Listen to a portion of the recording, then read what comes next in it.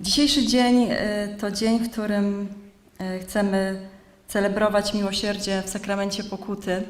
Today we want to celebrate divine mercy in the sacrament of confession. This is the main theme of today. We know that as apostles we need to experience the divine mercy, open up to it so that we can share it, take it to others. This is why the first part of our program today, this is the need for the personal and also communal experience of the divine mercy in the service of new evangelization. It's going to be by Archbishop Grzegorz Ryś. He's the Archbishop of Łódź. He chairs the Committee for New Evangelization of the Polish Bishops' Conference. But first of all, Archbishop is a person who loves his sheep.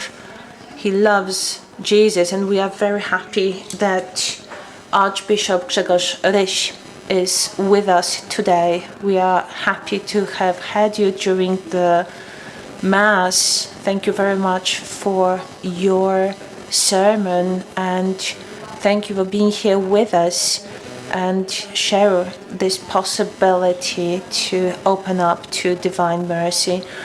I believe that the majority of people present here are here from Faustinum, from the Association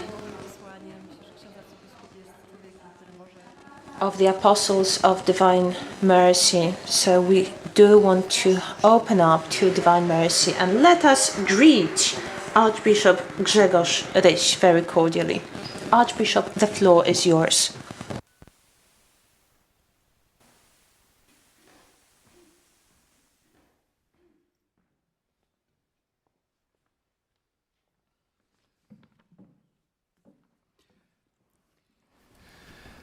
Bardzo lubię słuchać tych wprowadzeń.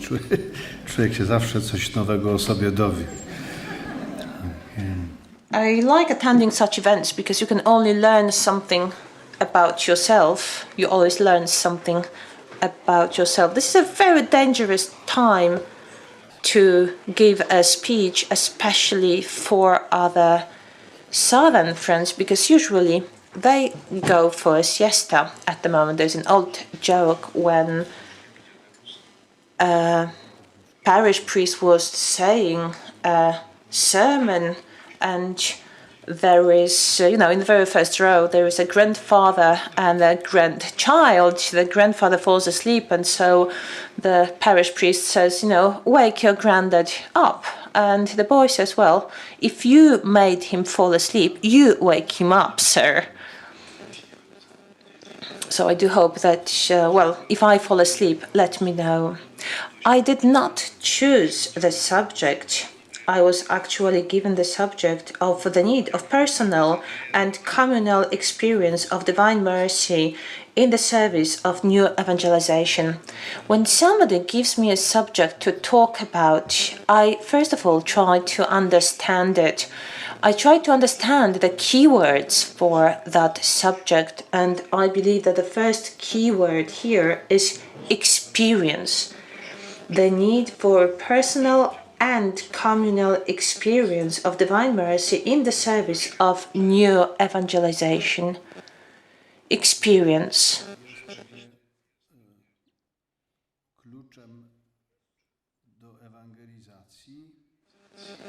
Experience most certainly is key in new evangelization, and is key to new evangelization, because I do recall Father Blachnicki's words, the servant of God, who in Poland certainly is the master of evangelization, and he says, no one gives what they do not have.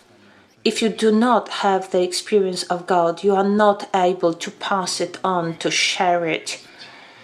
He also talked about evangelization in a simple manner. It is life from life. And in this very statement, you have the hypothesis that evangelization, it is not just passing on the content, the doctrine. It is not just about teaching, even the best teaching. When we look for images of evangelization, especially in the Bible, it is passing on life, life from life. Jesus, pointing at the disciples, says they are brothers, sisters, and mother. So the disciples of Jesus can give life when they lead someone to faith. You can also say that new evangelization and evangelization is leading people to Jesus. So Andrei for Philip,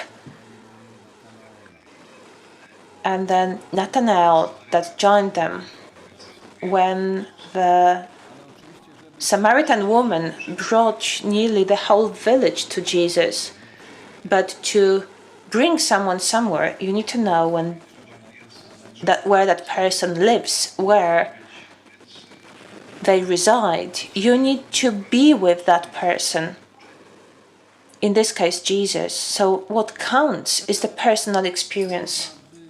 Zamknąć ten etap naszych rozważań takim prostym sformułowaniem. It would be possible to close this part of the pondering to say that evangelization would run according to the mechanism traditio reditio.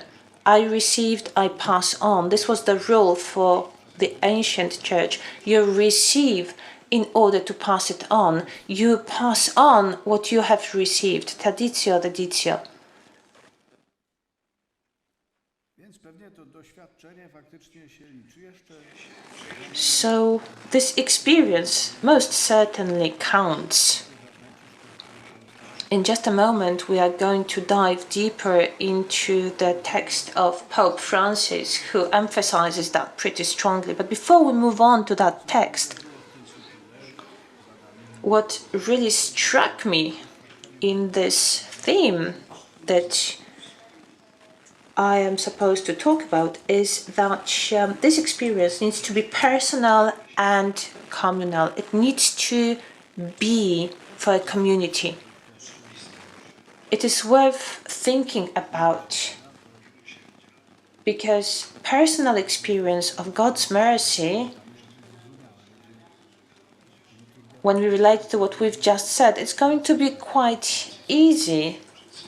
And we know what it means, especially when it comes to the confessional, to the penitential liturgy, what that means. But we also talked about a community.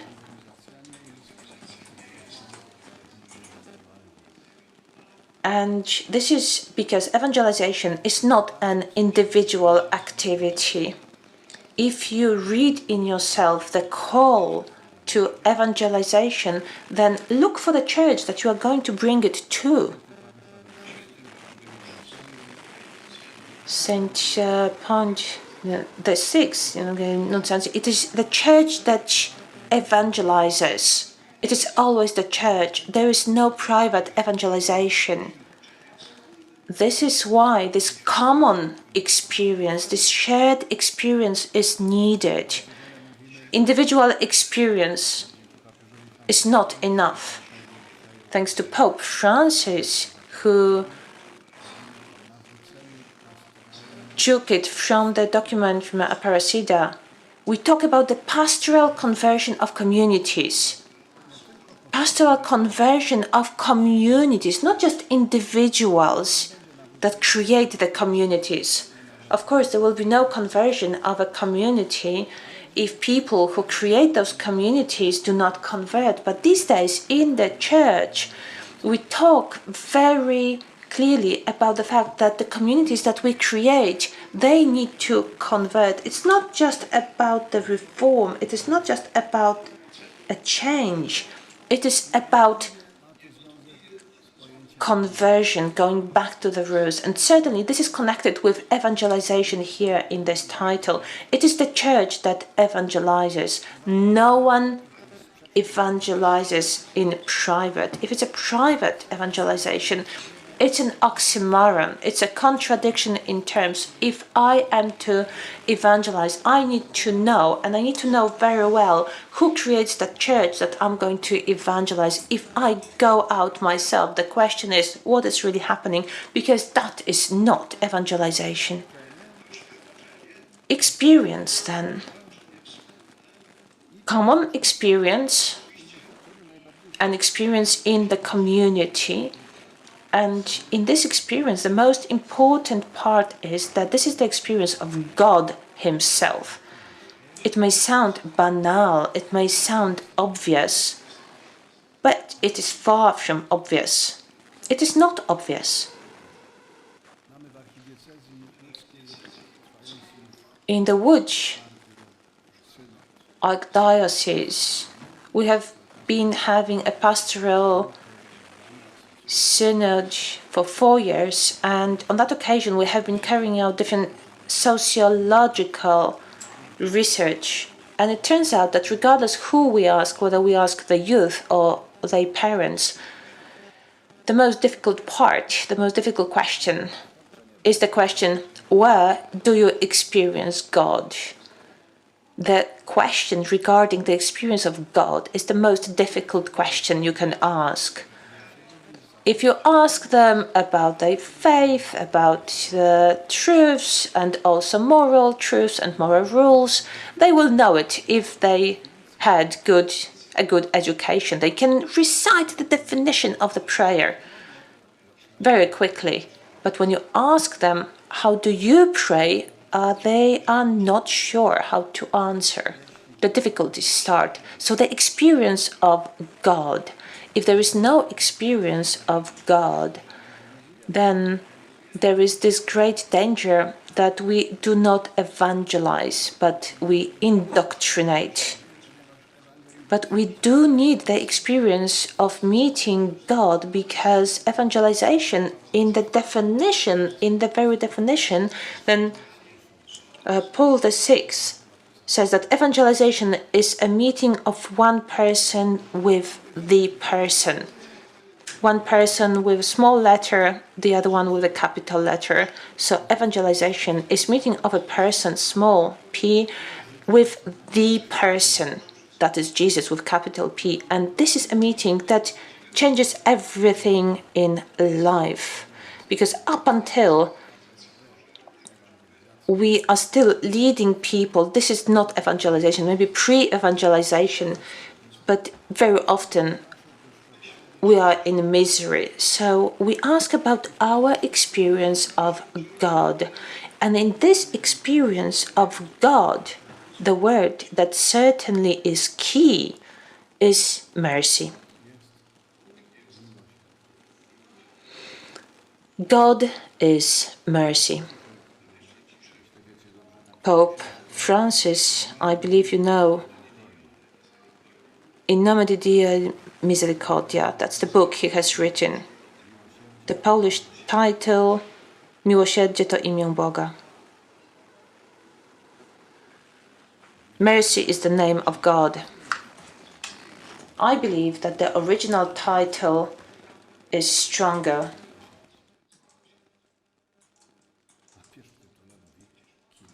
Because in the original title, Il nome di Dio è misericordia. Mercy is the name of God, but the name of God is mercy. So God's name is mercy.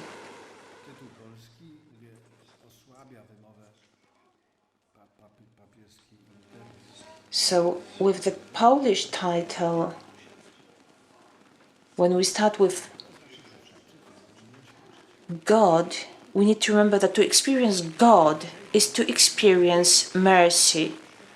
And in that book, the name of God is mercy. only the person who has been touched and embraced with the tenderness of His mercy knows Him. The only person who has been touched and embraced with the tenderness of His mercy really knows God.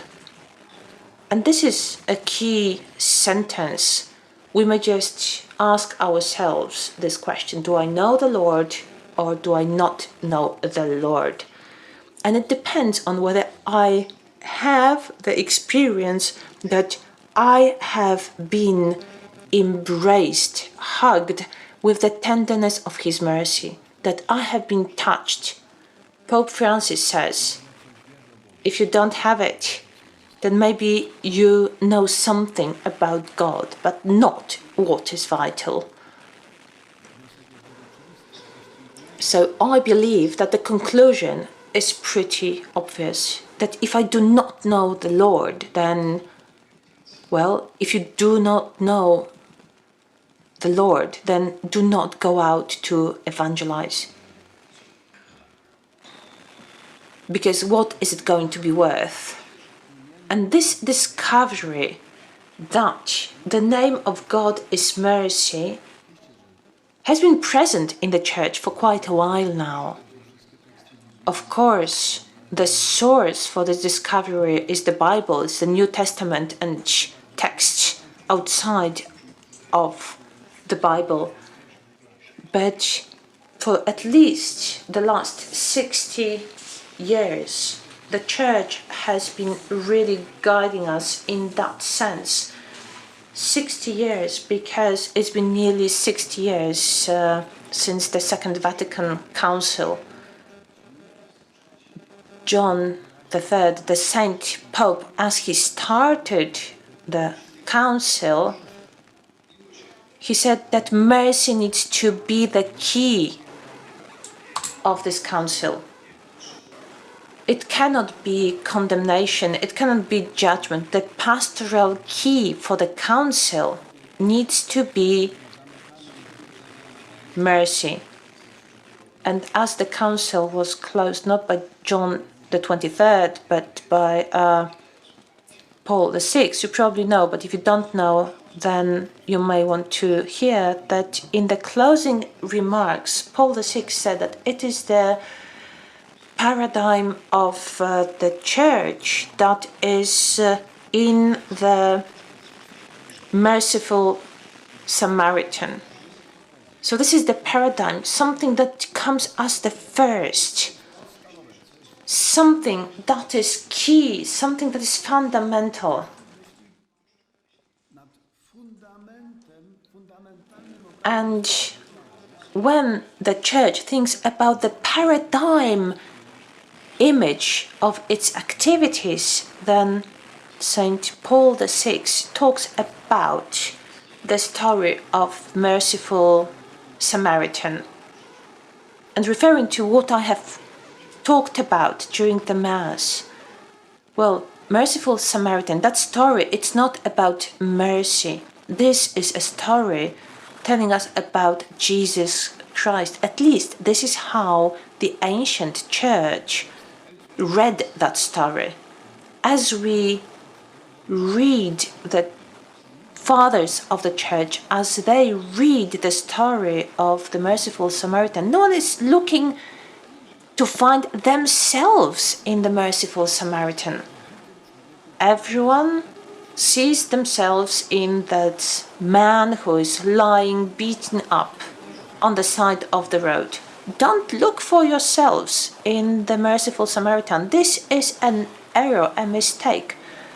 See yourself in the guy who was beaten up, who was stripped of the clothes and robbed. He's lying there naked, barely alive. That is our mirror. That guy is our mirror. And Jesus is the Samaritan. That means that I'm discovering God who is stopping next to me, giving up various plans of His own. He's looking after me.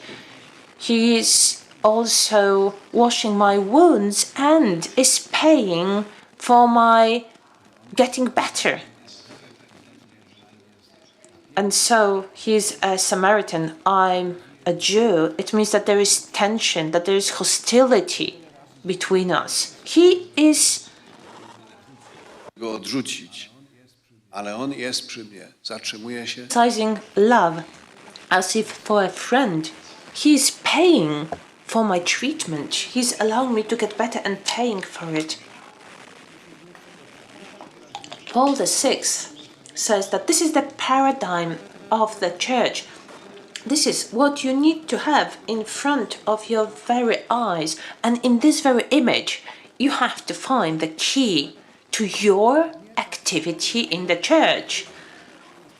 And if it's not that story that shows us what we need to do, then we are somewhere sidetracked. If that parable is not what is the basis of our activity. Paul VI, this is the closing of the council, of the Second Vatican Council. If you haven't read it yet, please do.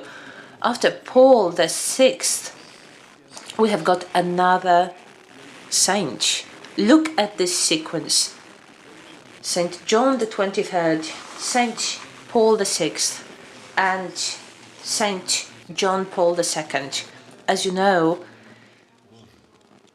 the pontificate started with 3 encyclicals dedicated to 3 persons, and the one that is dedicated to God the Father is Dives et Misericordia. Who is God the Father? This is from Ephesians. And God the Father is God that is rich in mercy. Charakterystyczne, że Jan Paweł II chciał mówić o Bogu Ojcu. It is something very special that John Paul II wanted to talk about God the Father as the merciful God. We look at Jesus as the merciful one. But John Paul II says that God rich in mercy. So the first canonization of the new millennium of Sister Faustina, John Paul II follows those footsteps. John the 23rd, Paul VI, and Sister Faustina. Then we have got Pope Francis. We could talk for hours here, but just talking about 2 initiatives. The Jubilee of Mercy, and within that Jubilee, a new service introduced in the Church called the Missionaries of Mercy. Everyone was sure and convinced that once the Jubilee is over, the missionaries are just going to be called back. But nothing like that happened. They continue to serve people.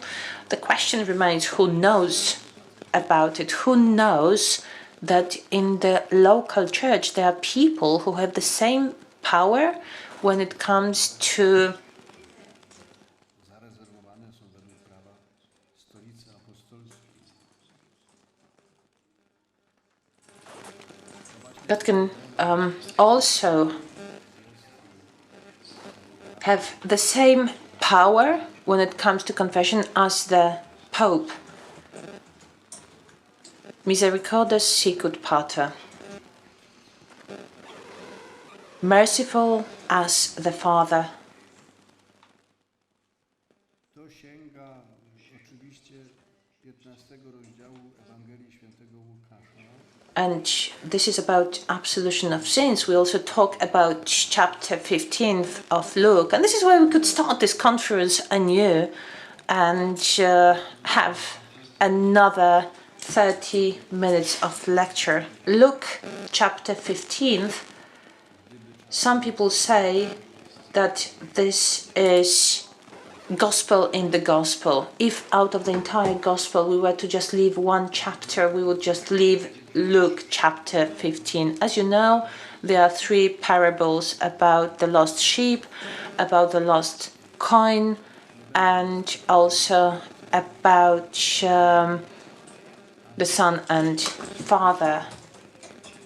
Z przypowieści o, jak my mówimy, marnotrawnym synu.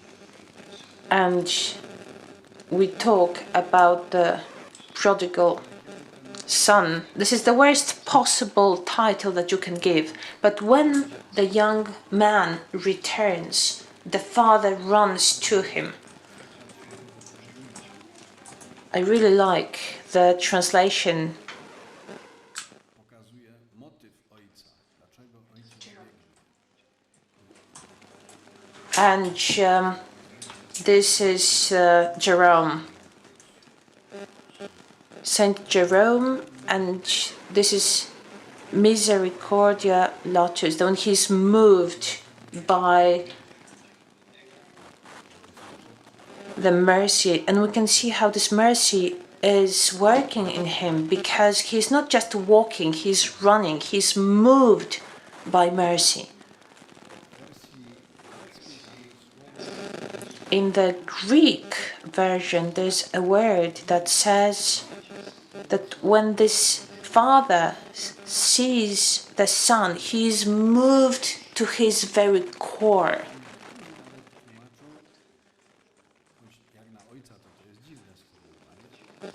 So this is to his very bowels. And also there is a translation that talks about being moved to the very uterus in the father. But this is to show that the son is about to be born anew.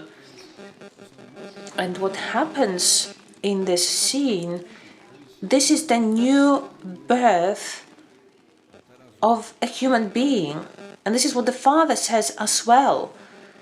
My son was dead and he's alive again. He's been lost, but has now been found.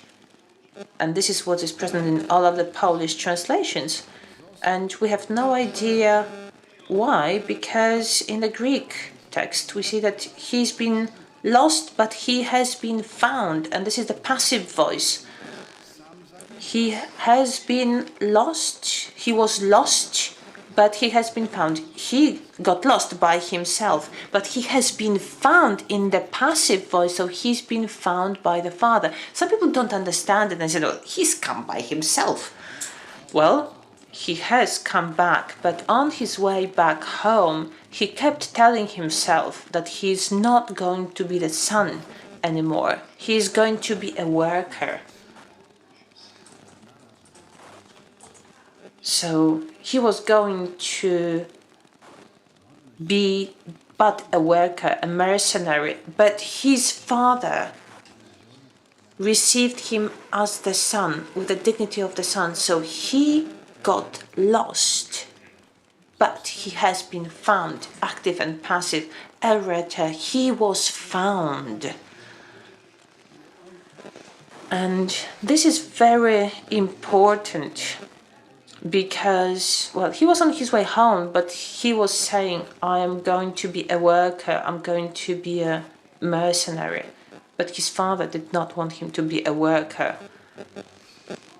And you cannot force God into such a relation that I'm going to work for you, God, and you are going to pay me minimal wage.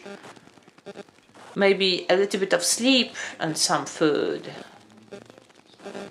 That's not what God agrees upon with his children. You have to be a son, you have to enter that relationship. You need to allow God find in you his child. This is the merciful God. The face of such God is Jesus. Jesus says, who has seen me has seen the Father. And maybe that's why in the Middle Ages, very often, Jesus was called Pater Familias. So Jesus was called Pater Familias. So who sees Jesus sees God. Jesus is the face of God. And that's what Jesus does. Jesus is the Father from Luke and his 15th chapter. This is what happens when he meets Matthew, Zacchaeus, also the prostitute, and also when he talks to Peter on the Sea of Galilee. So again and again, Jesus shows that face of God. Po tych dwóch uwagach zostaje nam właściwie trzecia, która jest After these two remarks, there is the third one, which moves us to evangelization. So, what was the title? It's about people who are in the service of new evangelization. Servants of new evangelization. These are those and only those who have experienced it. myślę także dlatego, żeby pójść do ewangelizacji, I believe that this is why, in order to enter evangelization, you need to be called by Jesus himself. And Jesus says, I have not come to call the just. I have not come to call the just. I have come to call the sinners. So, who has never been a prodigal son will not be called.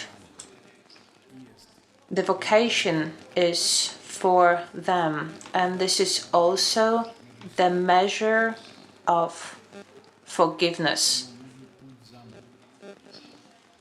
So, when Jesus receives a prodigal person, says, "Come with me," Matthew hears, now you are going to be the evangelist. I need you. Come with me, follow me. And this is the measure of forgiveness. The forgiveness that prodigal sons receive. It's not like, okay, now there is no sin in you. It has been crossed out. Go home. No. Forgiveness means you are needed. You have everything that it takes to be an apostle. That is forgiveness. There is no better example than Saul. And we know that he was the best person to evangelize.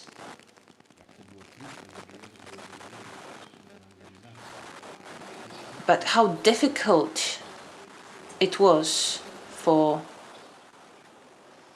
Saul of Tarsus to be used for evangelization, but not on his part, but on the part of the church. And the church treated him just like we tend to treat sinners. You've been forgiven, go home. When he came to Jerusalem, not a single apostle wanted to speak with him. Barnabas, as the only one, brought him to the apostles, as we read in the Acts. And what happens? He was sent to Tarsus. In Damascus, near Damascus, Jesus told him, you will see how much you are going to suffer in my name. You will be the vessel to take me to nations. And the apostles say, well, go home. You know how to make tents. Barnabas took him on the first mission to Antiochia to serve together with him. And now and again I think to myself, what would have happened to Saul if it hadn't been for Barnabas? If it hadn't been for that one person in the church who believed that such a person as Saul can become the greatest person when it comes to evangelization and would become Paul. And stories such as Saul of Tarsus, such stories we have got plentiful, maybe not so spectacular, but St. Patrick, who evangelized Ireland. We read his testimonies and we don't know exactly what happened, but we know that as a young man, he committed such a sin that he wanted to repent for, just like Cain, that he would never return home, that he would be in exile forever, for the rest of his life. So St. Patrick, well, Patrick was not particularly saint when he went on a mission to Ireland. I would even say that his sin actually woke him up from being indifferent. And there was no celibacy at the time. And you can imagine his granddad was a priest and his father was a diacon. You can imagine what happened. So what woke him up from what he wrote? We can only guess that he committed such a sin that after the absolution spurred him to go on a mission. He never rested after that.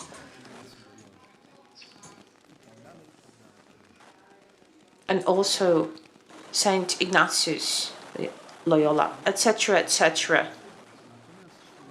It is pretty easy to show it, quoting individual persons. Maybe it's not so easy to do it with the church, because we talk that it needs to be an experience that is individual but also communal, in a community.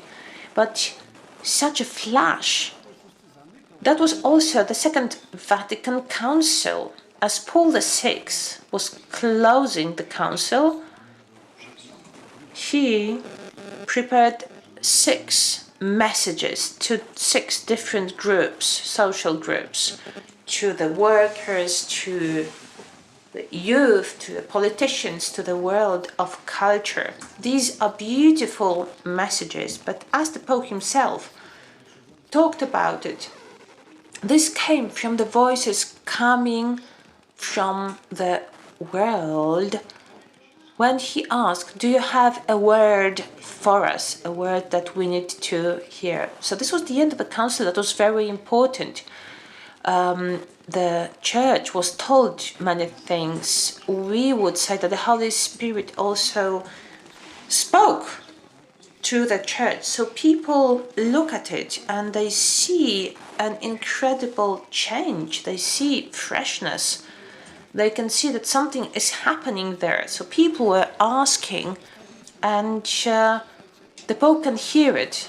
He asks, do you have a word for us? Because for 100 years, the church was not interested in what was being said. Ever since the French Revolution, no one was interested in what was happening in the church, and the other way around as well. The church was not interested in what was happening in the world. And so there is a great shift that is happening, that is taking place, and people can see it. So this change, later on, it was described as a conversion, that the church converted during the council. But we could see that it becomes attractive and interesting as a community. It wasn't just that there were 2 Saint Popes. No, we could see that the church around them has become different, and so there are questions that are asked. People are asking questions. I know that my time is up. 10 seconds ago it was up, but I'm going to land just now. Certainly, it is the case that a person who has been touched with God's mercy can evangelize. And also the church who experienced mercy can evangelize, and everyone in the church as well. So I would like to say that it's easy to say in abstract terms and when you discuss theories, but when we are confronted with our own sin, regardless whether it's in person or as a church, we usually have a big problem with it. Pierwszym odruchem jest zawsze protest. And so the first instinct is to protest, is to say, I'm okay. Or we are okay. We haven't done anything wrong. I still remember the reaction to John Paul II's proposal, who before the year 2000 suggested the cleansing of memory. So that was about the examination of conscience, but also asking for forgiveness for what the church had done for 2000 years. And very often that was done in the name of God. God was not able to see himself in that, but we were convinced that this is all in the name of God and for God. When John Paul II,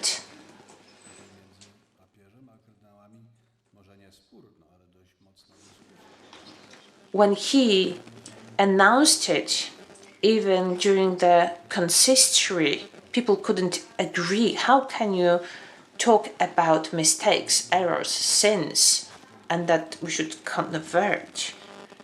We could say that in the church they are sinners, but not that the church is sinful. But the Pope was saying something else, that church as a community did not work properly, that there are certain structures within the church that were structures that were sinful, and that we need to say sorry for that as well. And I know that very often now it is very trendy to say that John Paul II did not react to the evil, to the bad things happening in the church, that he was sweeping that, he was trying to sweep that under the carpet. And so there is also a book that has been written about John Paul II, saying about things that were wrong in the church in the 20th century, but also for 2000 years. There had been no other pope that talked about it. And I can still recall Good Friday liturgy year 2000, when the Pope was kissing the cross, when he was also saying sorry in the name of the church for anti-Semitism, for violence against women, for many other things. But this is what we've been talking about, that the church is converting, that is looking for God's mercy. This is the church that can also move on to evangelization and can be credible in that. However, if the church is giving it up, and that means holy, holy, holy, that means free of sin, that means this church has a major problem, a major issue.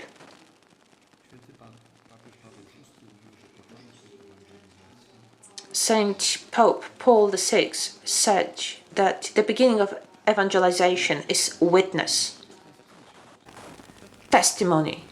That's the starting point in evangelization, and testimony can be given by someone who's had that experience. If I don't have the experience, I can't even start, let alone finish. And now I need to finish here and conclude. Thank you very much.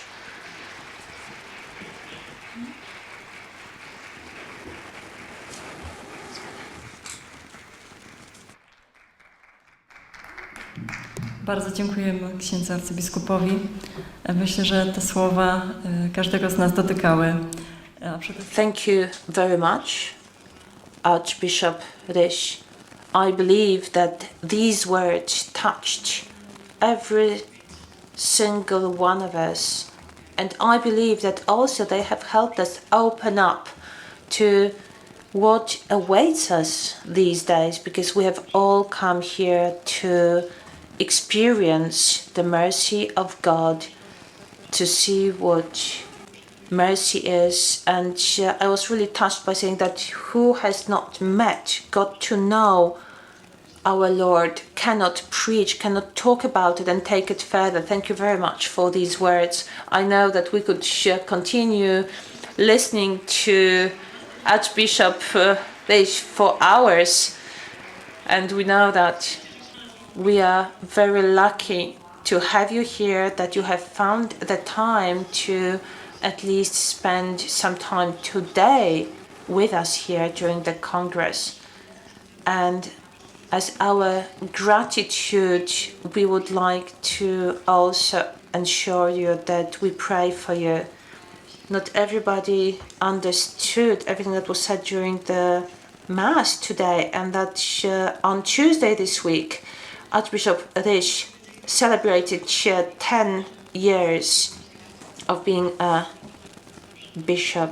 And so we know that it is also important that the bishops show us that we see, they help us, that even though we see ourselves as sinners, then we know that God is using us as tools and sending us in His name. Thank you once again.